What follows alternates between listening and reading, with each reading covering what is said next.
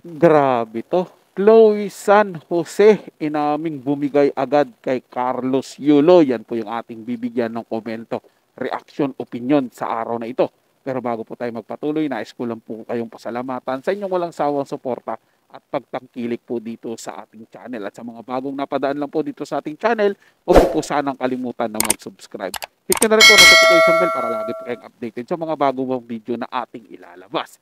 Bisitahin din po ang ating bagong channel, ang Insan Ruikis Reaction. Reaction video po ito ng political issue at ang video po na gagawa natin ng reaction ay galing po sa channel ni Showbiz Trend Update. Nasa description yung link ng kanyang channel, bisitahin po at pakisuportahan na rin. Muli po ako ang inyong lingkod, Tagapanood TV, at isang masagana at mabiyayang araw po sa ating lahat.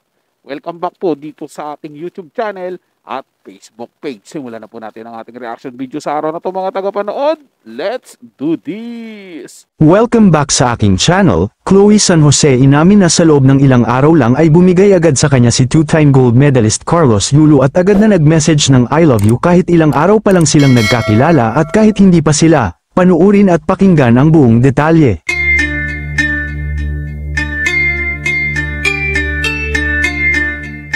Sa panayam sa kanila ng TV host actress na si Tony Gonzaga, naibahagi ni Chloe San Jose ang boyfriend na si Carlos Yulo tungkol sa kanilang love story na nag-umpisa sa palitan nila ng mensahe sa social media noong kasagsagan ng pandemic. Matatandaan na inamin ni Chloe na siya ang unang nag-message kay Carlos Yulo, na hindi niya inaasahan na re-replayin siya nito at agad siyang liligawan ng two-time gold medalist. Pag-amin ni Chloe, 10 araw pa lamang umano silang magkausap sa chat ni Kaloy ay nag-I love you na raw ito agad sa kanya kahit pa ito ay hindi pa nanliligaw at kahit hindi niya pa ito sinasagot. Sa naging panayam pa rin ni Tony, inalala ni Chloe kung paano nagsimula ang love story nila ni Carlos, muling ikinwento ng dalaga na siya ang unang gumawa ng move para magkakilala sila ni Kaloy. Pero hindi niya naman inasahan na sobrang mai-inlove sa kanya si Carlos Yulo dahil sa mixing panahon ay napaibig agad sa kanya si Carlos at masasabi na sobrang nabulag na talaga sa pagmamahal kay Chloe San Jose.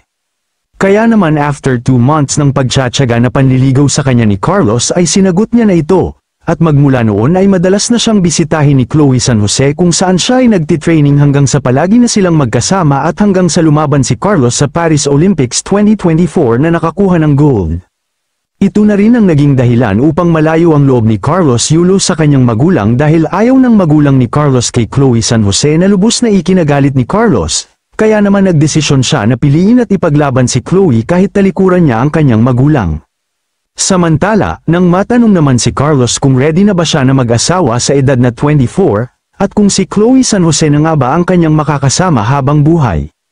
Pag-amin ni Carlos, na si Chloe na ang kanyang the one, at palagi niyang ipinagdarasal na sana'y pang forever na nga ang pagsasama at pagmamahala nila ng kanyang girlfriend. Siyempre kilig to the max naman si Chloe San Jose nang marinig niya ito kay Carlos Yulo, dahil nahanap niya na rin ang lalaking pinapangarap niya na magmamahal sa kanya at magpapahalaga sa kanya ng tunay. Kung kayo ang tatanungin mga ka-showbiz sila na nga ba talaga ang forever para sa isa't isa dahil sa tindi ng pagmamahala nilang dalawa, at sa tingin niyo maayos pa kaya ni Carlos at Chloe ang gusot nila ni Angelica Yulo at Mark Andrew Yulo, at sa tingin niyo ba, minahal lang ba ni Chloe si Carlos dahil sa pagiging popular at pagiging milyonaryo nito o hindi? Para sa akin po mga tagapanood, no, hanggat hindi po gumagawa ng paraan si Chloe San Jose na pag-ayusin si Carlos Yulo at ang nanay niya, ay hindi po ako maniniwala na talagang hindi pera ang habol niya kay Carlos Yulo. At pure na pagmamahal ang ipinapakita o ginagawa niya kay Carlos Yulo. Kasi the mere fact na wala siyang ginagawa para pag-ayusin yung dalawang pamilya at gusto niya lang pong solohin si Carlos Yulo, talagang makukumbinsi ako sa mga lumalabas na mga balita na pera lang po ang hinahabol ni Chloe San Jose kay Carlos Yulo. Dagdagan pa po dito yung 11 million daw po na kinuha ni Chloe San Jose, at paliwanag naman ni Chloe San Jose doon ay tinago niya daw po. Yun po yung gagawa natin na sunod na reaction video mga tagapanood, kung saan nga ba dinala ni Chloe San Jose yung sinasabing 11 million ni Carlos Yulo. Ganun kalaki mga tagapanood, pero yung nanay niya po kapiraso lang tinawag na magnanakaw. Pero dahil si Chloe San Jose yan, ay ano lang po, parang wala lang po kay Carlos Yulo, mga tagapanood. So napaka-unfair po pagdating sa pamilya, ang pangit na po ng tingin, para pagdating sa jowa niya, wala lang po. At ang bilis ng ligawan nila, mga tagapanood, no? Parang hindi po ako naniniwala na bumigay si Carlos Yulo kagad sa kanya ng ganun-ganun lang. Siyempre, meron po yung kasamang, alam niyo na, pang-aakit na ginawa. Kaya naman yung isang tao, bumigay na. Lalo na siguro, kung nagbi-video chat sila, di ba? Nagpapakita ng konting, katawan, di ba? Tapos, yun na po, humaling na po, humaling na ng tuluyan si Carlos Yulo. Sila po mga tagapanood, nagustuhan nyo po yung ating talakayan sa araw na to. At kung kayo bago lang po na napadaan dito sa ating channel, huwag po sanang kalimutan na mag-subscribe.